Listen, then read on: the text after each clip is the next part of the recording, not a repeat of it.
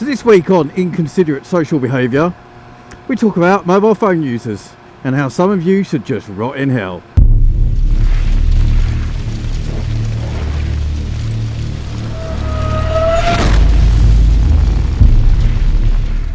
Good afternoon YouTube, welcome back to the Miffed channel. Hope you guys are all very well. Something happened to me the other day, guys, that put a massive ping out on the Miffed radar. Has really got my goat and just made me realise how certain behaviours by certain mobile phone users just drives me nuts and is completely inconsiderate for everybody else in the area. So let me just set the scene for you. I'm at the hairdressers, barbers, more than the hairdressers if I'm being totally honest. You will find no women in my hairdressers. And I'm waiting for my haircut, which, you know, admittedly, nowadays it's less and less time. I could literally buy some clippers and do it myself. That's how little hair I have left. But anyway, I'm sat there. I'm waiting my turn, you know, waiting my turn in this waiting room where nobody wants to sit next to each other. I love that. I love that kind of thing that guys have, where you walk into a waiting room and you quickly scour the room and look at all the chairs and go, yeah, if I sit there, then I am one chair away from anybody next to me. And that will continue to happen until there are no chairs that have a space between them, like have a chair either side available. And then that poor bastard has a choice. Either he has to sit next to someone and he'll find the less manly looking of the men to sit next to, generally the skinny guy, which is me, thanks a lot. So that's choice number one.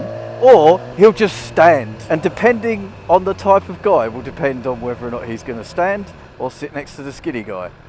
Them's are the rules, and you all know what I'm talking about. Anyway, that's not the story. I'm just setting the scene. So there I am. I'm sitting on my chair. I'm reading a Sun newspaper, because let's face it, it's either the Sun or the Daily Mail in those places. It ain't nothing else. I'm reading the Sun, and in walks this guy.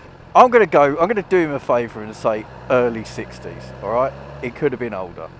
He could have been younger, but he didn't look it. In walks this guy, and he's sat there. He's quiet. Just, you know, he's with the rest of us, just keeping their mouth shut, not saying anything. And then his wife walks in, and you're like, okay, doesn't happen that often in a barber's that the wife walks in, but it does happen from time to time. It is acceptable. And they start to have a conversation. And then she hands him his mobile phone. And it's ringing, but it's ringing quite loudly. In fact, everybody in the room can hear this phone ringing. And that instantly makes me realise that that phone is on speaker in a public place. How inconsiderate is that? And I'm thinking, that's okay.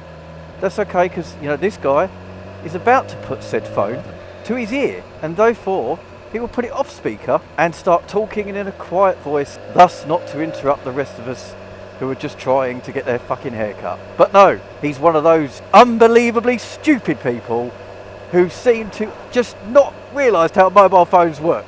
And so he's oblivious to the fact that it's on speaker. He just puts it to his ear and carries on with his conversation, of which now everyone in the room can hear. So we can hear the guy on the other end swearing at him because some bloke hasn't turned up to do a job. And this conversation goes on for about 5 minutes. And of course, we're all English. We're all too polite to say anything like, can you fucking sort your shit out, mate, and work out how to use your bloody phone? We just sit there and let it happen.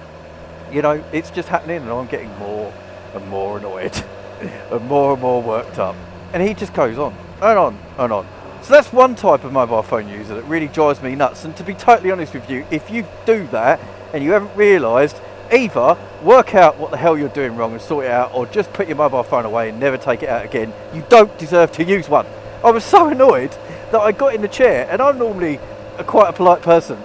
You know, I'm a polite, easygoing person. And this is where I get to vent all my shit that I don't say to other people.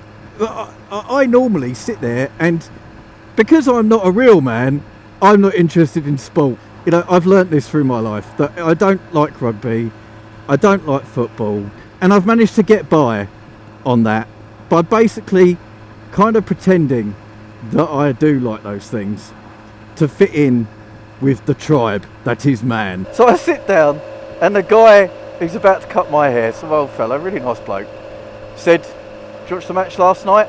Now normally, I would go, yeah.